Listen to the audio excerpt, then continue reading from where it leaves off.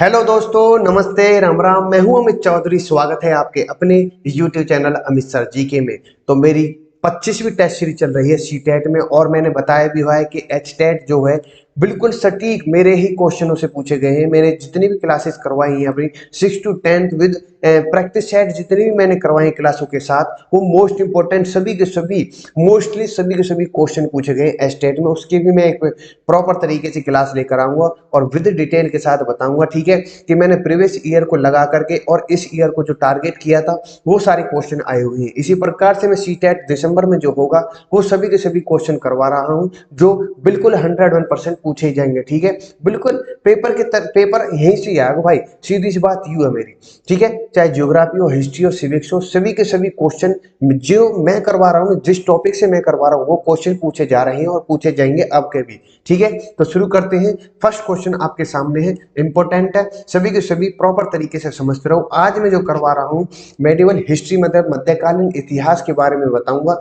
जो कि most important है। आज और कल चलेगी, दोनों दिन क्लास चलेगी, और प्रॉपर तरीके से समझना, सभी के सभी इंपॉर्टेंट है, ठीक है। तो फर्स्ट क्वेश्चन आपके सामने है कि इबादत खाना क्यों बनवाया गया था। आप सभी को पता होगी, एक मिनट रुके, हाँ जी। इबादत खाना क्यों बनवाया गया था? तो धर्मों की चर्चा के लिए, या फिर राज्यों की चर्चा के लिए, लोगों से बातचीत करने के लिए, इनमें से कोई नहीं। आपको पता होगी इबादत खाना ये जो बनाए गए थे मुगलों के शासन के काल के अंतर्गत बनाए गए, सिर्फ धर्मों की चर्चा के लिए बनाए गए थे। धार्मिक शिक्षाओं को बांट, या फिर मतलब कहते हैं ना, धार्मिक शिक्षाओं को बांटने के लिए या धार्मिक शिक्षाएं चलाने के लिए इस इबादत खाना को बनवाया गया था। जैसे कि मैंने लिख रखा है कि इबादत खाना जो कि पूजा का घर हुआ करता था, इसमें 1575 ईस्वी में मुगल सम्राट अकबर 1556-1605 में फतेहपुर सीकरी विभिन्न धार्मिक आधारों को आध्यात्मिक नेताओं को इकट्ठा करने के लिए बनवाई गई थी, ताकि संबंधित धार्मिक शिक्षाओं पर चर्चा की जा सके, ठीक है, जो कि मोस्ट इंपोर्टेंट है। ये पूजा के घर भी हुआ करते थे, और इनमें ही जितने भी बड़े जो कि मौलाना हुआ करते थे उन सभी को एकत्रित करके और धार्मिक शिक्षाएं पर चर्चा की जाती थी इबादत खानों में, ठीक मेरे भाई, इंपोर्टेंट है। 1556 में आपको पता होगी दूसरा पानीपत का युद्ध हुआ था अकबर के बीच में और हेमूचंद्र के बीच में, ठीक है। यहाँ से भी क्वेश्चन आ सकता है आपके सामने, ठीक है। जो कि सपोर्टेड कौन था? बैरम खां था।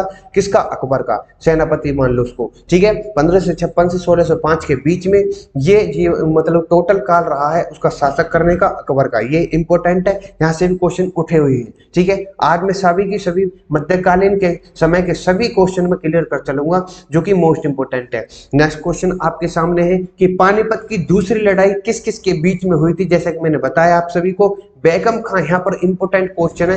बेगम खां और हेमू के बीच में, अकबर और मिर्जा हकीम, अकबर और बेगम खां, अकबर और राणा प्रताप। काफी बच्चे चौंक जाएंगे, लेकिन जो अकबर था उसका जो सेनापति था वो बैरम खां था, या बेगम लग रहा है, ठीक है, बैरम खां था। और बैरम खां पूरा सपोर्टेड था, सेनापति था अकबर का। तो इन दोनों के बीच में युद्ध ज्यादा माना जाता है, पर लेकिन मैं बताऊं अकबर और हेमू ही कहे जाएंगे, जो कि 1556 के बीच में सेकेंड वर्ल्ड वॉर होती है पानीपत को लेकर के, ठीक है। ये इंपोर्टेंट है, ए इज द राइट आंसर हो जाता है यहाँ पर। मैं बता दूं पानीपत की तीनों लड़ाइयों के बारे में। पहली लड़ाई जो हुई थी 1526 में हुई थी, वो कि इब्राहिम लोदी के बीच में और बाबर के बीच में हुआ करती थी, हुआ करती नहीं। पानीपत की जो दूसरी लड़ाई वो अकबर और हेमू के बीच में हुई। तीसरी लड़ाई जो कि मराठा को बीच में अहमद शाह अब्दाली के बीच में हुई थी, ये इंपोर्टेंट है 1761 में। और सेकंड जो है 1556 में। ये तीनों के तीनों डेट वाइज आप याद कर लेना, प्रॉपर तरीके से क्रम वाइज आपसे पूछ सकता है, ठीक है। ट्रिक मैंने दे दिया, आप याद कर लेना।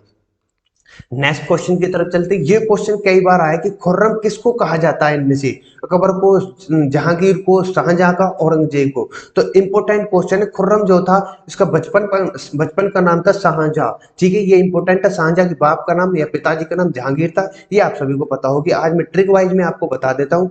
ये जो ट्रिक लेकर आया हूँ सभी मुगलों की, ठीक है, जितने भी मुगल बादशाह थे उन सभी की ट्रिक ये आपके सामने है, ठीक है। कि जैसे कि भाजी सब्जी फॉर माँ साहब, ये इंपोर्टेंट है। एक एक वर्ड को मैंने एनालिसिस किया है कि वैसे बाबर है, हुमायूं है, अकबर है, जहांगीर है, शाहजहां है, औरंगजेब है, बादशाह बहादुर शाह है, जहादर शाह है, और फिर फर्रुखसियर है, मोहम्मद शाह है, अहमद शाह आलमगीरी, शाह आलम, अकबर और बहादुर शाह जफर। अब आप कहोगे कि ये इतनी बड़ी कैसे याद करेंगे भाई, इंपॉर्टेंट है, याद तो करनी पड़ेगी। ठीक है, सभी के सभी मुगल बादशाह आपके सामने है, ट्रिक वाइज है, इंपॉर्टेंट है, क्या पता क्रम वाइज पूछ ले आपसे।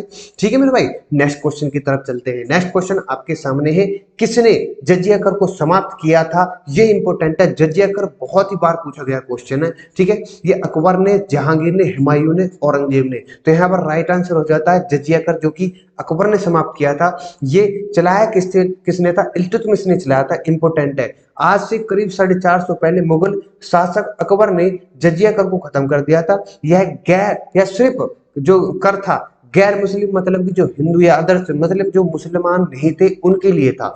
ठीक है, गैर मुस्लिम का मतलब यही होता है, वसूला जाता था कर। और कई शासन काल में इस कर को लेकर कुछ शर्तें थी, जबकि कुछ शासकों ने इसे सभी गैर मुस्लिम को आपसे किया हुआ था। ये इंपॉर्टेंट है। ठीक है, हालांकि मैं कुछ गलत बोल गया, मुझे लग रहा है कि इसको किसने चलाया था, इसको जजिया कर को किसने चलाया था, इंपॉर्टेंट है। ये जजिया कर को खत्म करने वाला तो अकबर है, लेकिन चलाया किसने था, ये आप मुझे इन कमेंट मुझे बताना। ठीक है, मैं थोड़ा कंफ्यूज हूं, मैं बता दूंगा नेक्स्ट में।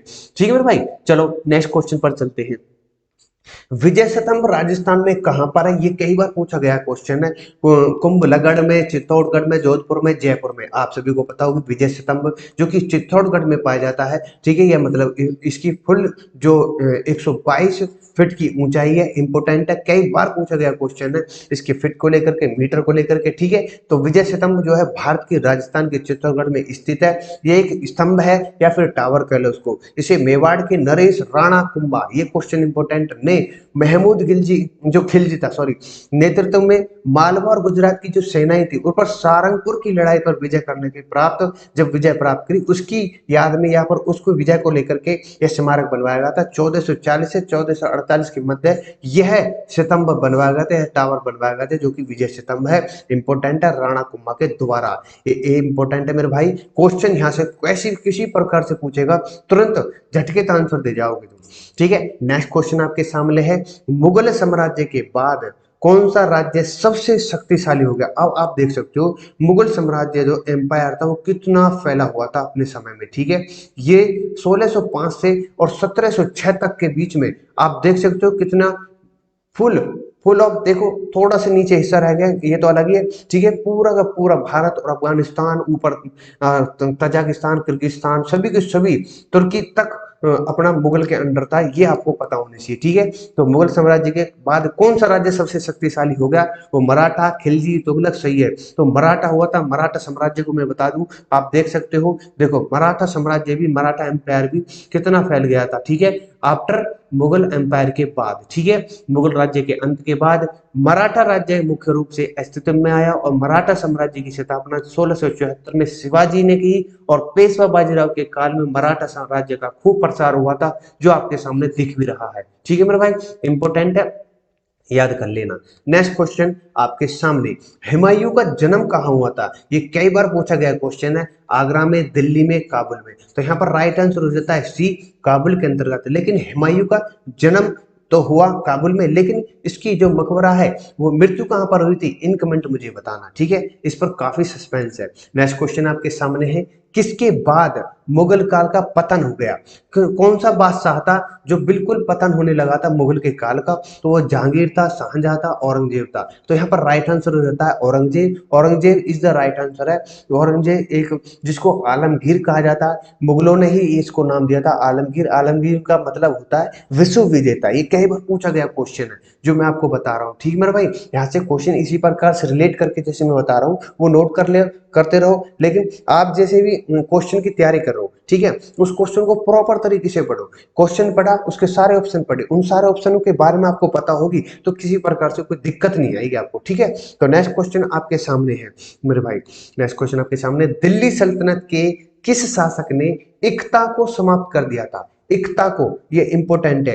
अलाउद्दीन खिलजी ने, महमूद तुगलक ने, फिरोज शाह तुगलक ने या बलबन ने।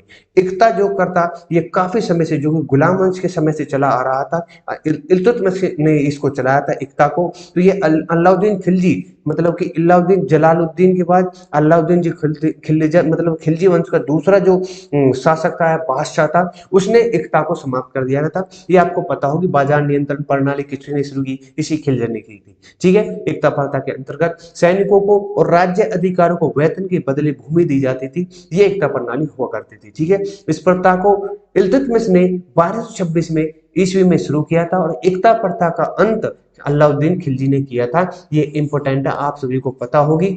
ठीक है, इंपॉर्टेंट है। जो मैंने सभी चीजें आपसे डिस्कस की हैं अभी तक के, जितने भी पॉइंट मैं बता रहा हूं, सभी के सभी भुजवानी जो भी मैं बता रहा हूं, जो भी लिखे पड़े हैं, सभी को सभी नोट करते रहो और मैं पीडीएफ को आज सभी को सभी को डाल दूंगा। ठीक है मेरे भाई, नेक्स्ट क्वेश्चन आपके सामने, प्रशासनिक और राजस्व वसूली के लिए अकबर के समय कौन सी इकाई थी? इंपॉर्टेंट क्वेश्चन है। सूबा थी, परगना थी, ग्राम थी, या फिर इनमें से कोई नहीं? अब इकाई की बात हो रही है तो यहाँ पर इकाई जो है नापने का सिस्टम है, तो सूबा इज द राइट आंसर हो जाता है यहाँ पर। और परगना का मतलब है कई गांव मिलके, मतलब कई ग्राम मिलकर के उनकी जो भूमि होती थी उसको परगना कहा जाता था। ठीक है, यहाँ आप डिफरेंस समझ जाओगे तो इंपॉर्टेंट है। ठीक है, सूबा एक इकाई होती है नापने की, परगना जो कि कई गांव मिलकर के जो भूमि व्यवस्थित होती, मतलब भूमि होती थी उनकी, उसको परगना कहा जाता था। ठीक है, ये इंपॉर्टेंट है, आपके दिमाग में सभी चीजें क्लियर होगी। ग्राम तो गांव में होता है, मैंने लिख भी रखा है इसमें। सल्तनत काल के अंतर्गत, मुगल काल के अंतर्गत, ब्रिटिश राज के दौरान भी भारतीय उपमहाद्वीप की एक पूर्व प्रशासनिक इकाई हुआ करती थी जिसका उपयोग मुख्य रूप से भूतकाल में किया जाता था। परगना की बता रहा हूँ, परगना को दिल्ली सल्तनत द्वारा पेश किया गया था और यह जो शब्द है फारसी मूल का है। ये भी इंपॉर्टेंट है आप सभी के लिए, परगना मैंने बता दी भाई है। ठीक है, नेक्स्ट क्वेश्चन आपके सामने कौन सा राज्य मुल्क एक खादिम के नाम से जाना जाता था? ये इंपॉर्टेंट क्वेश्चन है, बिल्कुल कई बार पूछा गया क्वेश्चन है। मराठा साम्राज्य को मुल्क एक खादिम कहा जाता था, या मैसूर को, या फिर मुगल साम्राज्य को, या सल्तनत को? बहुत से बच्चे इसको मुगल को लगा कर आएंगे, लेकिन यहाँ पर राइट आंसर हो जाता है ए, मराठा साम्राज्य को मुल्क ए खादिम कहा जाता था। ये इंपॉर्टेंट है। ठीक है, मैं नेक्स्ट क्वेश्चन की तरफ चलता हूं। मुगल काल में न्याय का सर्वोच्च अधिकारी कौन हुआ करता था? इंपॉर्टेंट क्वेश्चन है बिल्कुल। काजी अल गुजात, मनसबदार, काजी अल हजात, या इनमें से कोई नहीं? बात की है मुगल काल की, मुगलों के की, और न्याय का सर्वोच्च अधिकारी कौन होता था? न्याय के बारे मतलब, हालांकि बात करूं मैं आपको, सम्राट ही एक अपने आप में न्याय था, न्यायवादी था। ठीक है, वही करता था जो, लेकिन उसके बाद जो नाम आता था वो काजी अल गुजात हुआ करता था। ये आपको पता होना चाहिए। यहाँ पर राइट आंसर ए हो जाता है। मनसबदार को चलाने वाले मुगल थे, ये आपको पता होना चाहिए। मनसबदार का मतलब होता है एक पद होना। ठीक है, कुल मिला के गवर्नमेंट जॉब होती थी मनसबदार जो पद, मतलब मुगलों की अपनी एक मोहर थी, उस पर जो भी व्यक्ति इस पद को ग्रहण करता था उस पर मुगलों की मोहर लगा हुआ करती थी, उसकी नौकरी पर, उसके पद पर। ठीक है, ये आपको पता होना चाहिए। ठीक है, कई बार क्वेश्चन पूछा गया है तो मनसबदार के बारे में मैंने आपको बता दिया है। चलो नेक्स्ट क्वेश्चन की तरफ चलते हैं। बिहार को किस मुस्लिम शासक ने, ये इंपॉर्टेंट है, देखो सुनो, बिहार को किस मुस्लिम शासक ने सबसे पहले जीता था? बाबर ने, खिलजी ने, तुगलक ने, चंगेज खान ने? अब यहाँ पर खिलजी आप समझ जाओगे तुरंत कि खिलजी ही मुस्लिम शासक था जो कि बिहार को जीतने वाला पहला था। ठीक है, अब बता दूं क्या नाम इसका, फुल पूरा नाम भी पूछा गया क्वेश्चन है कई बार डिफरेंट आपको। एक मिनट रुके, पेन को, हाँ ठीक है। बिहार का जो प्रथम जो विजेता है मोहम्मद बिन बख्तियार खिलजी, पूरा नाम याद कर लेना, बिल्कुल इंपॉर्टेंट है। तुगलक और फिर मुगलों ने खिलजी का अनुसरण किया। बख्तियार खिलजी एक तुर्क अफगान सैन्य जनरल थे जो बिहार और बंगाल क्षेत्र की मुस्लिम विजय को नेता थे। ये इंपॉर्टेंट है। ठीक है, और बाद में भी खुद को उनके शासक के रूप में स्थापित किया। किसने? बख्तियार खिलजी ने। उसने मतलब कि खिलजी ने 1200 में बिहार पर कब्जा कर लिया था। ये इंपॉर्टेंट है, आप सभी को पता होना चाहिए। ठीक है मेरे भाई, नेक्स्ट क्वेश्चन की तरफ चलते हैं। जब्ती प्रथा और दहशाला प्रथा का शुरुआती किसने किया था? मतलब इस जो प्रथा है इसकी शुरुआत किसने की थी? अलाउद्दीन खिलजी ने, टोडरमल ने, मान सिंह ने, या इब्राहिम लोदी ने? इंपॉर्टेंट क्वेश्चन है, आप सभी को जब्ती प्रथा, दहशाला, ये दोनों एक ही है, ये प्रणाली है। तो इसको चलाने वाला मतलब टोडरमल था, राजा टोडरमल। राजा टोडरमल किसके द्वार में हुआ करते थे? अकबर में, अकबर के में। तो अकबर जो है अकबर के काल के अंतर्गत जो राजा टोडरमल थे, इन्होंने ही जब्ती प्रथा और दहशाला प्रथा को चलाया था, जो कि वो अकबर के वित्त मंत्री हुआ करते थे। कौन? मेरे भाई Todarmal is the right answer होता है। मान सिंह, ये सब ये जो थे इसके 9 रत्न में आते थे, आप सभी को पता होगी। मान सिंह सेनापति था अकबर का। इंपॉर्टेंट है भाई, सभी के सभी मैंने बता दिए जो भी आपको बताने के योग्य है। ठीक है, मैंने लिखा भी हुआ है।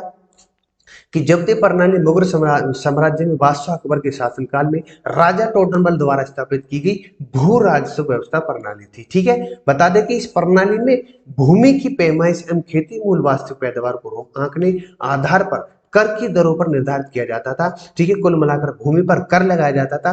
वही ये राजा टोडरमल द्वारा अकबर के समय के वित्त मंत्री हुआ करते थे, उन्होंने इसको लागू किया, स्थापित किया था। ठीक है मेरे भाई, नेक्स्ट क्वेश्चन की तरफ चलते हैं। नेक्स्ट क्वेश्चन आपके सामने है, 15वां क्वेश्चन आपके सामने है। शाहजहां की मृत्यु कब हुई थी? 1658 में, 1660 में, 1662 में, 1666 में? बता दूं, 31 जनवरी को 1666 में शाहजहां की मृत्यु हुई थी। ये इंपॉर्टेंट है। ठीक है, मैंने ट्रिक वाइज बता दिया कौन सा बादशाह कब और किसका बेटा कौन, ये सभी चीजें मैं पहले ही बता चुका हूं। ठीक है, नेक्स्ट क्वेश्चन आपके सामने है। नेक्स्ट क्वेश्चन कि महमूद द्वारा सोमनाथ मंदिर के विनाश के दौरान भारत विवरण के रूप में कौन सी पुस्तक लिखी गई है? आप सभी को पता होगी, महमूद गजनवी ने सोमनाथ मंदिर पर 1024 में अटैक किया था। इंपोर्टेंट है, इसने 17 बार मतलब 17 बार आक्रमण किया था भारत पर। किसने? महमूद गजनवी ने। इंपोर्टेंट है। तो ये पुस्तक किस में लिखी, किस पुस्तक में लिखी गई? राजतरंगिणी ने, फतवाए जहांदारी ने, तहकीक ए नासिरी ने, या तहकीक ए हिंद ने? तो यहाँ पर D is the right answer हो जाता है, तहकीक ए हिंद, जो कि अलबरूनी द्वारा ये पुस्तक लिखी गई है।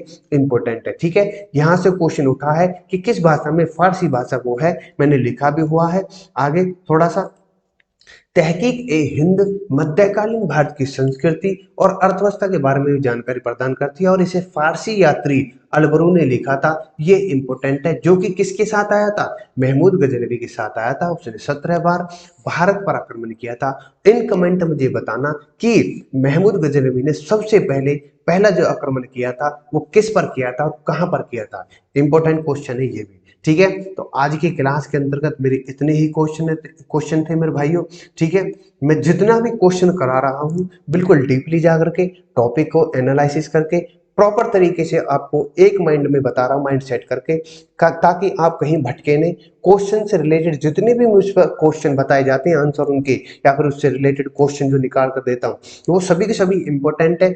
जो भी मैं मुंहजवानी बोल रहा हूँ उनको नोट कर लो, 1 मिनट में लिख दो। ठीक है, अगर आगे निकल जाता हूँ पीछे कर लो, क्लास को तुरंत समझ लो। ठीक है, तो सभी के सभी इसी प्रकार से मैं एनालिसिस करता रहूंगा। कुछ क्वेश्चन और है इंपॉर्टेंट जो कि कल मैं डिस्कस करूंगा आपके सामने। ठीक है, तो अपने भाइयों से विदा लूंगा।